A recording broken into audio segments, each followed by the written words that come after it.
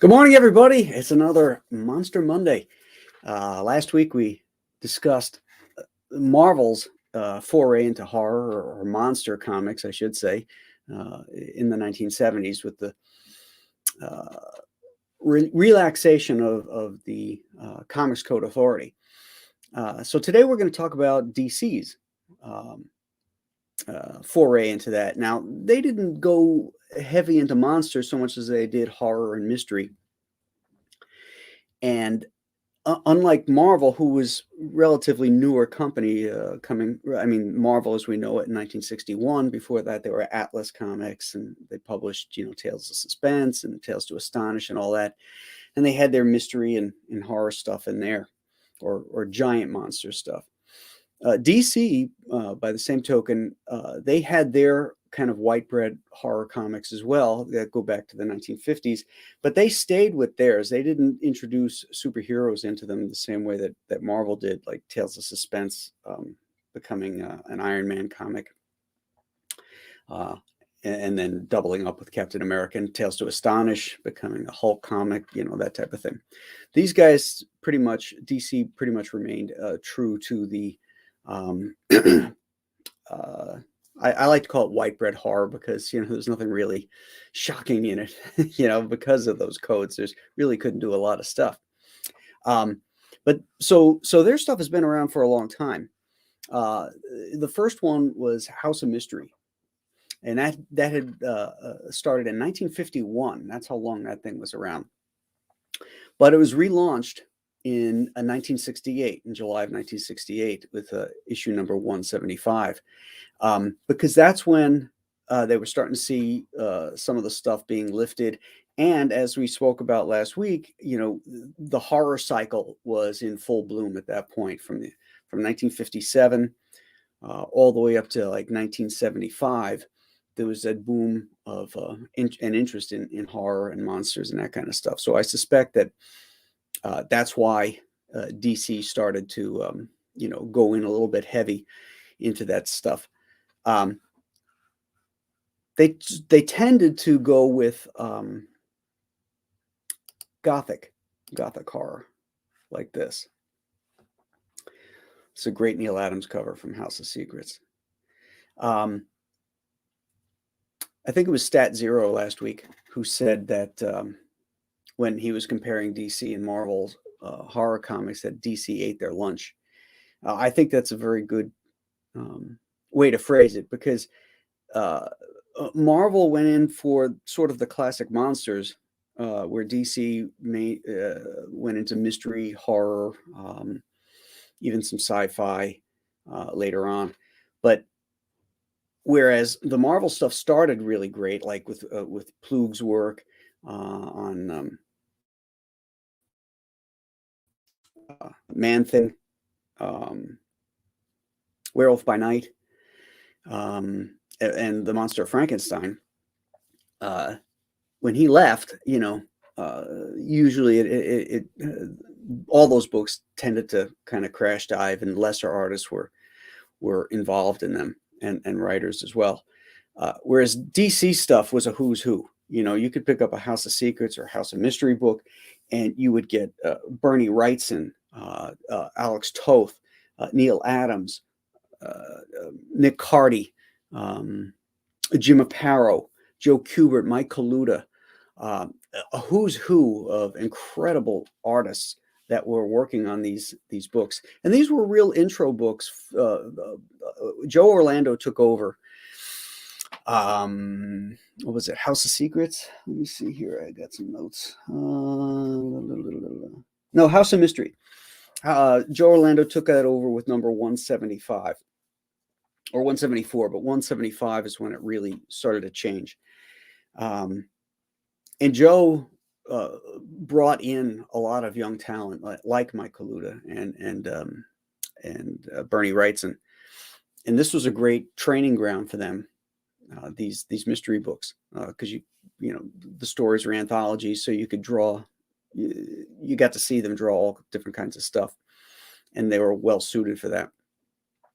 But the artwork in these covers are absolutely amazing. We're gonna go. I've got some covers here I want to show you guys, but let's go over a little bit of the history of these books. So first we started with House of Mystery, and then came Tales of the Unexpected, which launched in 1956, and that went on until it was relaunched as The Unexpected in February of 1968. So for DC, 1968 was the beginning of their modern, or 70s, I should say, as we're calling this show, horror line. Because again, with the relaxation of the code, they were able to do more and scarier and cooler stuff. So it started for them in '68, which predates Marvel by a year, actually. Um, then the House of Secrets, which I think really has some of the greatest covers ever. That originally launched in 1956 and was relaunched in 1969, August of '69, with the modern version of it. What's cool about House of Secrets is that it gave us two also very important characters that came out of the DC universe, and one was in the late 1950s.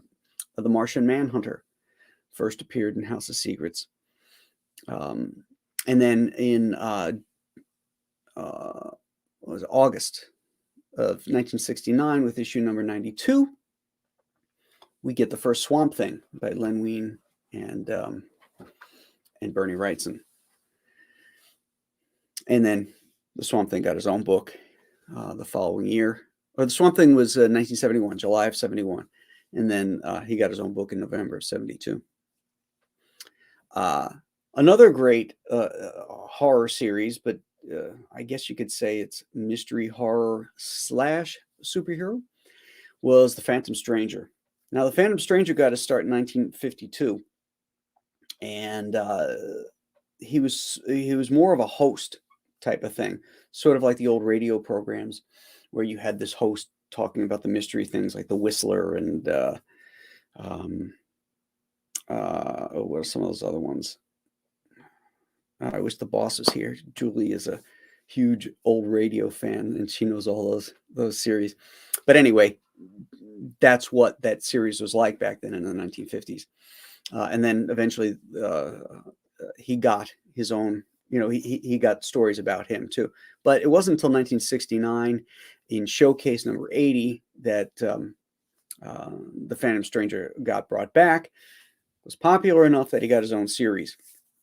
And his series started in May of '69, and it featured just amazing artwork from cover to interior, because the covers, I forget how many issues, maybe the first 10 issues, something like that, were by Neil Adams, and they're stunning. But the interiors were done by Jim Aparo. Jim at just the top of his game, with interesting design layouts and stuff. I love that series. Phantom Stranger, that run, the Len Wein, Jim Aparo run, is just really, really great comics. I don't know if they've ever collected that stuff. Maybe they have, or they should really do an omnibus of that stuff, because it's really great. Then in 1971, we have Ghosts, which is exactly what it sounds like. Weird Mystery came in 1972. And then, of course, Swamp Thing, again, in 1972. There was other books that DC published in the genre, but there's almost too many to mention. But these are the key books. Let me show you some of these really great covers here. Now, here's some great House of Secret covers. We have the first one on the left is by Frank Robbins. The middle one is by Bernie Wrightson, as if you couldn't tell. And the third one is Luis Dominguez, who did some amazing work for DC Comics. Just a really unsung artist, particularly in this horror genre. Just great stuff. It's another great House of Secrets. Um, I think I think this is Nick Cardy. I can't see a I can't see a signature anywhere, but it looks like Cardy's work to me. Yeah, and Nick Cardy's one of my favorites. And as you know, one of my favorite cover artists. That's a great one. Just a classic looking skeleton playing. This was big too. This motif of children looking in on some horrific thing as a cover element, which I think is great. It kind of draws you in as the reader. You're like you're the one seeing this thing. Thought it was a great motif that they used to use a lot of. This is a cool cover. I just love this ghost right here. This guy's face is a little wonky here. That looks like that's a Nick Cardy cover. You can see the DY right here on the steering wheel. That got blocked out by this stuff.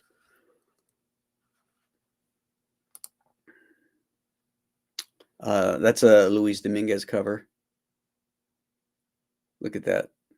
I love this eyeball here. It looks like it could roll out of the skull. And the colors too. The purple and the red and the purples and yellows. These comics just jump out at me.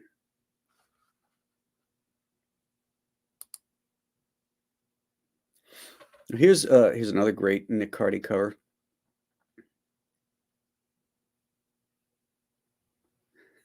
It really could have done without that word balloon. It could have sold itself without the word balloon. So Unexpected was originally Tales of the Unexpected, and then again in the 1960s was relaunched as The Unexpected. Can't remember if I covered that or not. This is an amazing cover. This is by Michael Kaluta. I just love these creatures here in the moon. It's so old-fashioned horror, almost like from another century. The type of way these creatures are rendered, and look at the dogs baying at them in the moonlight, and then dude looking out the window like, "What are you guys barking at?" This is a really, really great cover.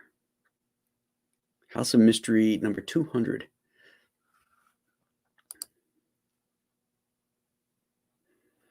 And this is the one that began the new version of House of Mystery. Was it 174? Yeah, yeah. This is the first new look, if you will. And when they did those, what are called the giant size collectors ones from the 1970s. This is the cover they used for it. They recolored it though, but this is great. I think that's Cardi. I can't tell though. So let's say good morning to the crowd here. See what everybody has to say. Raven Saber is here. Good morning. Man of War 665. Pop Culture Avenger. Dr. Masks. Retro Elixir. Hail Graham. Hail chat. Was watching the CG WrestleMania. Oh, okay. Who won that? It was fixed if it wasn't me. James Allen. He loves some of those covers. Hyper Kaiju says, good morning. Good morning, everybody. I just want to remind you guys, if you haven't subscribed to my channel, please do so. It is free, and hit those like buttons. There's only 2 likes here, and we've got 53 comments, 23 people in here. So you guys hit that like button, please, right now as I'm talking right at you, because it'll help the algorithms on the station. We'll get more people in here. So hit that like button. If you're watching on Facebook, make sure you go over to the YouTube page. North Free says, hail, Graham and fellow Monster fans. Excellent. Dan Blackroyd says, I could look at Neil Adams covers pretty much all day. I loved his horror covers. Crease 1984 says, good morning to everybody. Kevin Thomas. The Sin Killer is here. Yeah, The Witching Hour. That's one I missed. North Free. Everybody says good morning to everybody.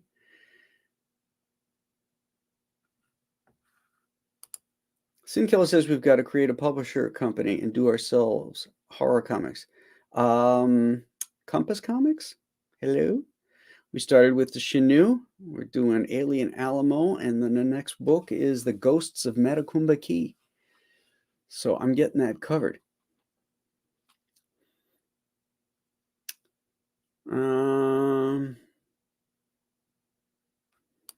Who does these types of books today?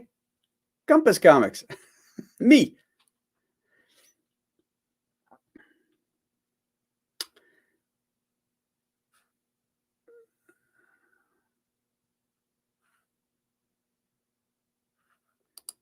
Chris says Bruce Timm did a Phantom Stranger movie last year with Peter Serafinowicz.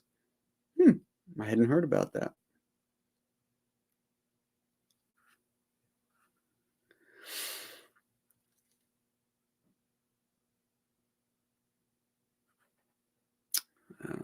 Kaiju says those are awesome covers. Weird Mystery only lasted 24 issues, says Dr. Mask. North Free points out that the big two are sinking. Yes. Oh, Kevin Thomas says DC collected the Phantom Stranger as well as Ghosts, House of Mystery, House of Secrets in their black and white trades similar to the Marvel Essentials. Yeah, I've got the black and white ones. I just was thinking that maybe they should do, nice color ones.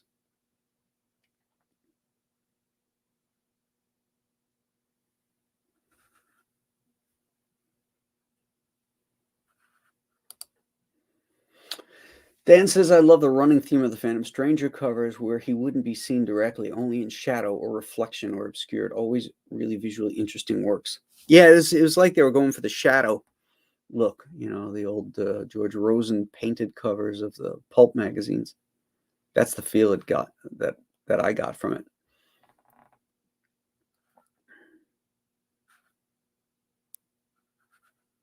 Todd Haberscheid says, I always enjoyed The Witching Hour that DC produced. JP Roca is here. He asks, what's good?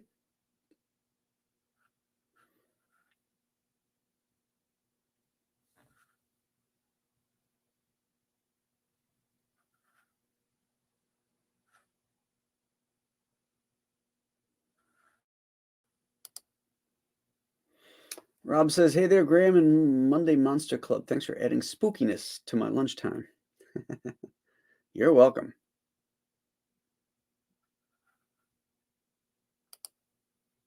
You know it was fixed, LOL. Not wrestling, you say?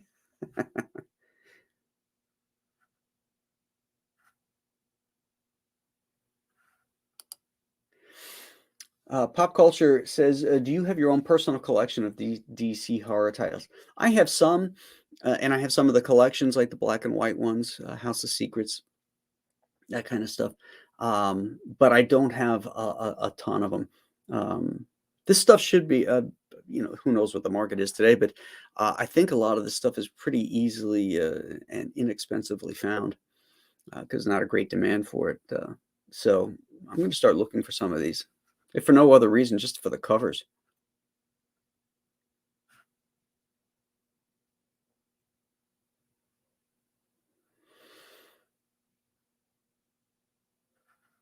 Dr. Mass says the Witching Hour had a lot of the Toth stuff.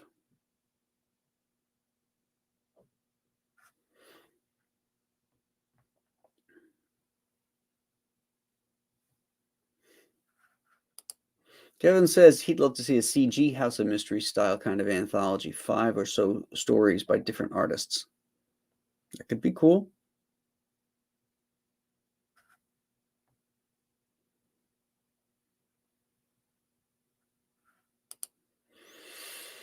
Thoughts on the black and white collections versus color? Sometimes the colors get messed up on the glossy paper when they do the reprints. Yeah, that's true. Um, Maybe it's better off that they just do these in black and white. Um, some of the guys' work really hold up in black and white. Bernie Wrights and Neil Adams. Um, some of the more linear stuff needed the color, but I don't like the modern computer color on this stuff. It does take away something from it. So I guess we're all better off just going back and getting the original comics, in the dollar bins if those things still exist.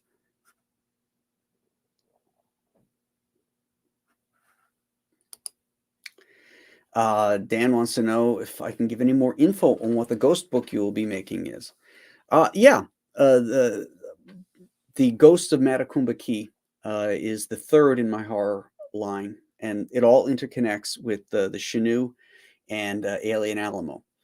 Uh, and Alien Alamo, by the way, is still on Indiegogo, and you can get the Chinook and Alien Alamo together, so that when the Ghost of Metacumba Key comes out, you'll be able to have all three as they interconnect, and there'll be others that follow along that Nolan verse line.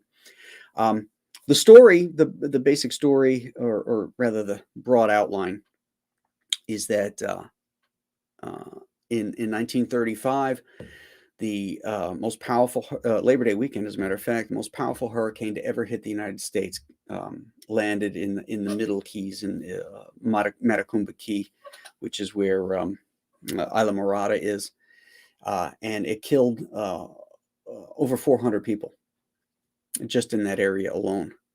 There were workers working. There were World War I veterans that were working on the overseas highway, building the overseas highway, because Flagler's train had been destroyed by other hurricanes, and so they were building a roadway that would connect A1A all the way down to Key West. And so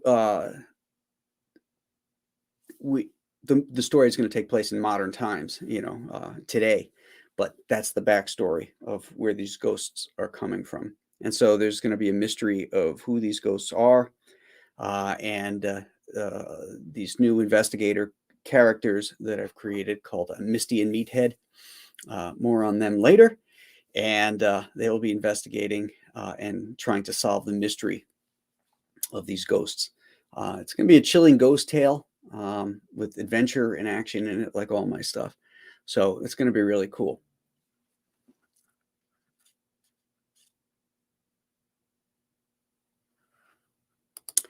Dr. Mass says I can usually find them for $1 or $2 now, unless they are really nice copies of older books.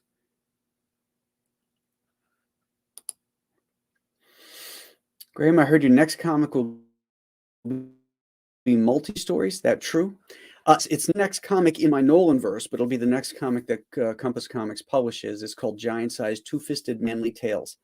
And it's a collection of some of the best action writers in comics and artists as well.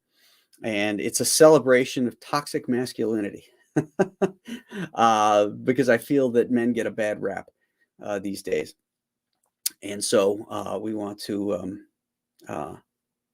make some stories that men and teenage boys will enjoy reading without being preached to, So it's really going to be an awesome book. Michael Golden's going to be doing the cover. Butch Geis is in it. Andrew Paquette, Chuck Dixon, Bo Smith, Mike Barron, Kevin Grievous, are just some of the writers and artists that are going to be working on this book. Stat Zero is here. I don't know if you heard me give you a shout out earlier, but you're actually the reason I'm doing this show, this episode. I love how you are folding the history into your books, Graham. Thank you, Dr. Mask.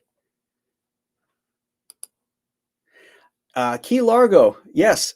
In the Humphrey Bogart film, the hurricane that there's the gangsters and Bogey and everybody hold up in this hotel in Key Largo, and um, they reference the hurricane of 1935 that they're talking about, bodies in the mangroves, uh, and all that's true.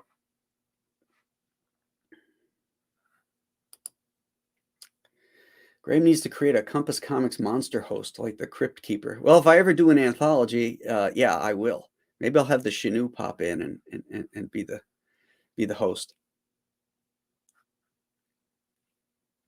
Southern Cecil is here. He says, "Hail Graham, hail to the chat." North Free says, "Hail Statistical Zero." Man of War 665, Meathead, dead from the neck up. Meathead in the United States can refer to a weightlifter or a muscle-bound guy.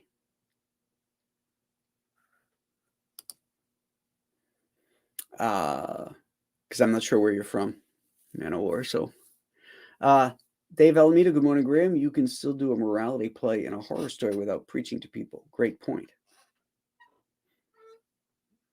Absolutely.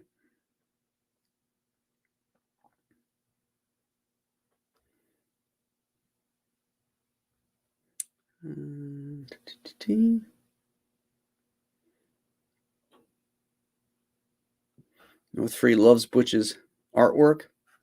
Yeah, me too. David Williams, too, is going to be illustrating a Viking story that Chuck Dixon wrote. I can't wait to see that. David Williams is amazing.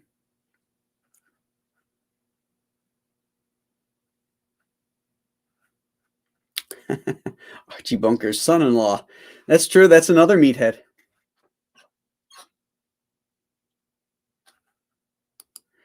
There you go. Shanu can tell tales of people he ate. We could call it the heartburn stories of Shanu.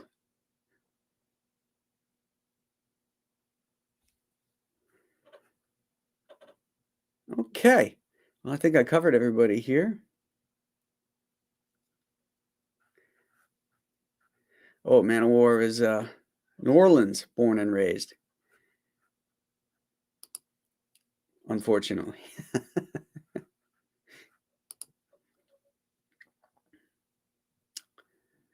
All right, gang. We're going to continue on this theme while we're talking about comics right now, because I want to explore. We've done the mainstream guys, and they're hampering by the Comics Code Authority, Marvel and DC. Warren Magazine was not restricted this way because they published black and white magazines, not comics, so they were exempt from the Comics Code Authority. So I think it would be great to talk about their line of books. Eerie and Creepy and Vampirella. Again, another publisher that just had incredible artists and writers working from Archman. Steve Ditko was some of Steve Ditko's best work when he left Marvel and did work for Jim Warren. Okay, so all right, that should do it. So we'll be talking about that next Monday. Tonight, the Comicsgate Kings will be on. I don't think I'm going to make that show tonight. We have to do a Skype with my daughter, so I don't know if I'm going to be able to get in on that one. Wednesday for the storytellers. Who do I have on for the storytellers? Oh my gosh, I can't remember who I have on. Hold on a second. Let's find out.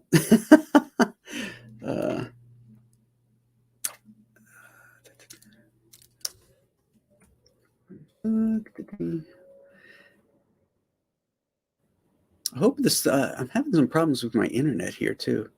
It seems like it's a little slow. So I hope that nobody that the show didn't freeze up on us.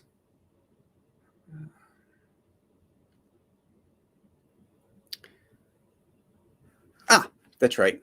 Larry Strowman. How could I forget Larry? He's going to be the guest. Larry's an incredible artist who kind of got out of comics for a little while, and now he's back doing some stuff. So we're going to talk to him. Yeah, Dr. Mask got to it before me. I should have read his thing. I'm glad you know my schedule better than me. Pedro Ang says, good morning from sunny Panama. Graham in chat. Let's destroy this week with creativity. Hail, hail. It's a good idea. All right, so that's the schedule this week. I believe Dan Frega also has The Professionals on his channel.